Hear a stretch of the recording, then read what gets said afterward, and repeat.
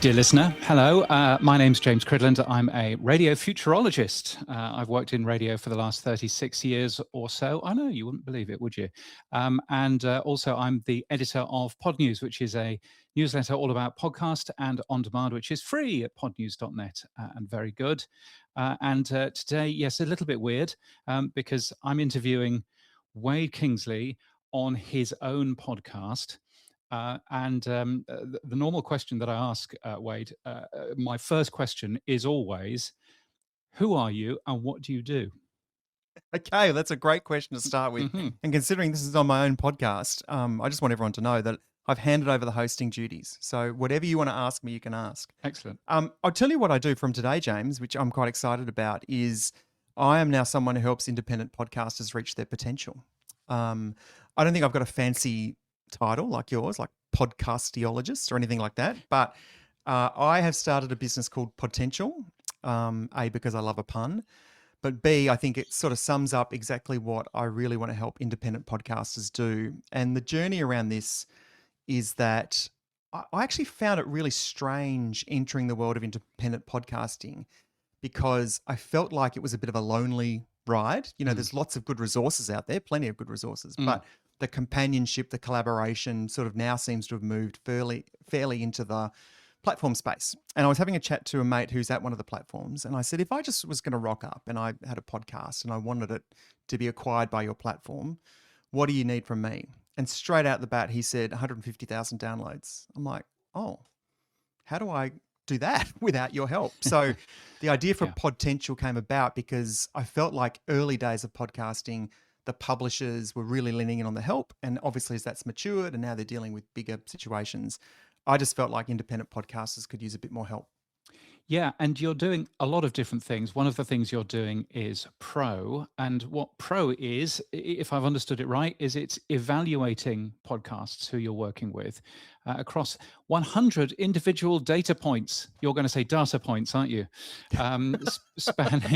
Spanning areas from ambition, concepts, audience and community, content, marketing and commercialization strategy. What sort of things are you measuring? And is this opinion? Is this what Wade thinks, or is this data? No, this is data. And I think the reason why I wanted to create Pro, which stands for Podcast Review and Optimization, Nice. Told you I love a pun, is I felt like that there were signals that could be collected and analyzed that could help determine whether a podcast could grow. So we all know there's no magic formula, because if there was a magic way to create a successful podcast, everyone would just do that. What I thought was, normally what happens in the podcasting space is if you've got an independent podcast or you've got an idea for one, you go to one of the traditional routes. You might do a course online, you might go to one of the pod schools or anything like that, and there's plenty of those around, which are great. But what are you being trained on, or what are you developing, or how are you growing? And for some people, they might have a great concept, but don't have an addressable audience that they can monetize. Some people might have good chemistry as a team, but aren't really good at earned media and marketing. So I thought, I'm going to take a step back and I'm going to go looking for, and in my head I was thinking maybe there's 20, maybe there's 50. I ended up with 100 because there's just so many data points I thought would be useful. And all of the data points pretty much measure anyone with an existing podcast. So I'm thinking you've got, 10, 20, 30, 50 episodes, something like that. And you feel like you've got something, like you're onto something, but you don't know how to grow.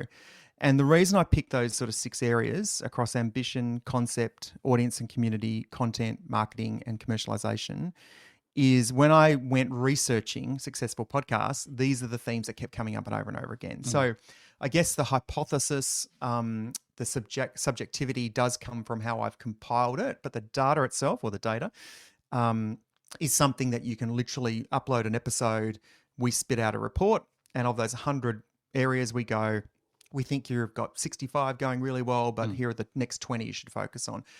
And then what that does is it helps enable the education component, because the analysis by Pro is the starting point. We give you help you with the education, like how to get better in those areas. And then we want you to grow, then go. We don't want to acquire you. We're not a platform. We're not going to say your podcast belongs to us. We're a strategically a support service for independent podcasters that sits in that mid-tier space. And when you've improved, you've gone through the program and you can see that you've grown, then hopefully it puts you in a better position to do what you want, which for some people is pay my way. You know, I Mm. need to, it's a side hustle that's turned into a job. I need to get some money from it. For some people, it's I want to be the next Hamish and Andy and I want to be acquired. So whatever your goal is, our aim is to help you grow towards that. And there are quite a lot of people that, frankly, would just like to be able to afford a really nice meal every month. Yeah, I mean, absolutely. that's perfectly acceptable, or pay off the car, you know? Well, and that's why we start with ambition, because one of the things I found, we probably did about 6 months worth of research. One of the things I found was the amount of podcasts that don't start with a goal, I reckon is a little bit scary. I'll give you an example with my quarter hour podcast, which I just started with radio. My ambition with that is not to be the biggest radio podcast in the world. It's to have the most engaged and addressable audience. So I don't mind if there's smaller number of downloads than other radio podcasts. What I do want is to cultivate the core listeners, the P1s I call them, cultivate that community so they spend more time with me. So then when I'm selling that to a sponsor, I can say, look at the engagement of this addressable audience, which is people who work in radio. It's not everyone, it's this specific audience. And so, you know, in putting this to the test, the Pro system, I've actually learning things myself. And that's what Pro's about. I don't have all the answers. I'm not saying I'm the podcasting expert. I'm saying I feel like I've got a helpful tool and I feel like I can help support growth of podcasts, even my own. And there's a lot of coaching out there, which is coaching about the technology of podcasting, which is coaching about, you know, how to upload an MP3 and minus 16 LUFS and, you know, all of this kind of stuff, which is great. But then there's all of the other training. There's all of the other understanding of working. You know, your background is radio, and so I'm guessing all of that stuff in terms of chemistry, in terms of interview technique, in terms of all of that, it's part of this as well, right? It is. And I'm going to be cultivating a community of educators as well. So think of me as the marketplace. I've got a demand side of podcasters coming in, a supply side of people who have actually got the tools to be able to sell and help people. And my aim is to say, based on the Pro report, we think, for example, sound design is a really important missing piece of what you've got. Pro tells us that the next step is what you can do about that. That's where we introduce people who do really good sound design, who can provide not only the education as part of the program, but could provide ongoing services to them. So this is the service providers that you've been working on, the partner network that you've been working on there. So actually people who you've worked with, people who you would recommend for certain things. That's right. And you know, part of being in the partner program for Podtential comes, I guess, with the stamp of approval, if you like. There are plenty of people out there, and you're one of them, James, who does really good consulting space in and around podcasting, strategy setup, but you're also very good technically and other things as well. But there are some disciplines that don't get a lot of airtime. And I'll give you an example. I think marketing is sort of not really anywhere near podcasters. Yeah. If it is, independent podcasters can't really afford marketing, right? Now, there are great marketing agencies, and we know that our friend Matt in the UK is one of those. He does a great job with his business. But most people, that's a bit of a stretch. And when you think of marketing, again, most independent podcasters don't have a paid media budget. They don't even know where to start with that because they're trying to feed themselves, right? But there are things that they can learn. There's a great book called Hooked by Nia Eyal, which is about getting people habitually addicted to your products. No surprise, it's based on social media and the tricks they play to get us hooked. But there's something in there that is actually one of our data points. So when we look at the marketing component, one of the 100 data points asks the question, is there an external trigger? Now, external trigger is there something that's happening in the world that would make people think of coming to your podcast? So let's use the Kyle and Jackie O news story at the moment, right? Is there a news story about that? I'm relatively well. Apparently, they're big news somewhere. I know. If you're under a rock, you wouldn't know who they are. But for example, with Game Changers with Craig and Irene, I know that their numbers have just gone through the roof because all of a sudden there's plenty of people looking for Kyle and Jackie O news, not radio people anymore, listeners to the show who want to know what's going on. So that would count as an external trigger. There's a news event that's going to drive downloads. But an external trigger can be anything. It's just something that doesn't rely on your content alone dragging people in the same way that like sport does. You know, AFL podcasts do really well on a Monday because people want to get the analysis and download. So the external trigger is the sport itself.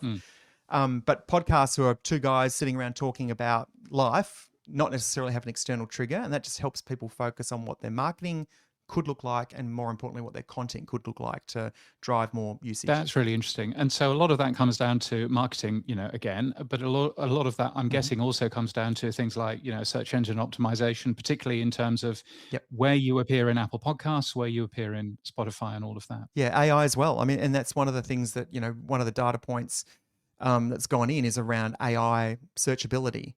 And it's interesting how many people don't even search for their own podcast. If I search Kyle and Jackie O, who's coming up? Kyle and Jackie O News, who's coming up in chat, who's coming up in Claude, etc. And that sort of raises an interesting point too about the 100 data points. Is they're not set and forget. They're not the same 100 data points that will be there in 3-6 months' time. Things will come in and out. Just like an algorithm, we'll improve it and optimize it over time because we know that things change. But also, a show bolts out of nowhere. We want to study what makes it successful so we can then use that to influence data points. So it is a fluid thing. People who come into the program in April, they might have 100 data points. People who come in May might have 95 of the same, but we've swapped 5 in or out. Again, because we don't have all the answers, but it's about trying to say we think we can at least help you grow in the areas that you need to. And we've only got a quarter of an hour, and we're nearly up. But in terms of you, Yes. Wade, you're coming at this from commercial radio. You've Yes. worked for a bunch of the big commercial radio companies, but you're talking to a bunch of other people as well. Here you are leaning into podcasting. Is that because radio's dead, or is there something else at play here? Well, I think it's no surprise to say that when I was looking at my own business strategy, and I've been employed as a radio consultant for the last sort of nearly 10 years, I don't expect those jobs to be just sort of everywhere. So the origin of this, when I was talking about podcasting and wanting to experiment myself and talking to the mate at the publisher who said, you need to have all these downloads before you can talk to us, the opportunity emerged and I started thinking about what contribution can I make? I'm not going to be the world's best podcasting expert, but if I can be the person that provides the marketplace, that's interesting. It's interesting because I want it to be something that it's an ecosystem that everyone can lean in on, suppliers, publishers, podcasters, with the aim is that there's improvement afoot. And what I'm now doing pretty much as a full-time job from today onwards is being the conductor of the orchestra, making sure that the program participants feel validated and heard, have access to Pro, make sure that the suppliers are coming in with great products and services, and I'm spending time, working through who those are. And every day is different, right? Every day is reevaluating what makes podcasting successful. And I think if I can continue to be that support for independent podcasters, then that's a good reason to get out of bed every day. So I've totally dodged your question about is radio dead? I know that, but I feel like I'm going where the growth is. Why don't we say it No, like I think that's absolutely fair. And I mean, kind of a connected question. Are you doing video? Is your idea of a podcast something with three cameras and lighting or everything else? Or are you really focusing on the audio side? Well, that's interesting because I'm not going to sit here and say one's better than the other. Now, I think for certain formats it works, but that's a me opinion thing. But there is a data point in Pro which asks and looks at video. Because for some people, video doesn't mean actual video. It means making sure your podcast is easy to find on YouTube. It's about saying, is it video friendly? Is it compatible to be video? Do you have a video that might be more animated based, more quote based, so people can watch something even if they're not watching you? So I'm agnostic on that question because I don't want to be influencing what everyone's ambition and data point is, but certainly video works for some, doesn't for others. And the data points will help flush that out because it ties back to your ambition. Where do you want to go with this podcast? If you actually want to be famous, then video is probably going to be helpful. If you're actually talking to a smaller group of people and you just want to earn some money to keep it going and you can see where those people are and they're not fans of video, that could be a bit of wasted time and effort. So where do people go if they want to find out more? Podtential.com. As of today, the website is live and we're taking our first cohort in April. So it's not far away. We've been busy behind the scenes with everything ready to go. And I'm going to be talking about it a bit at Radio Days Europe next week. And you've got a studio as well, haven't you? Yes, we've set up a little studio, the Podtential Studio, for anyone to come and use. It's a free service. If you want to, there'll be mics and ferns and everything you need for a podcast sitting there. So if anyone who's going to Radio Days Europe wants to use it, you absolutely can. It's going to be in the centre there somewhere with lots of nice signs pointing to it. Very nice, Wade. Thank you so much. Thank you, James. Thanks for having me on my podcast. Oh, it's a great pleasure.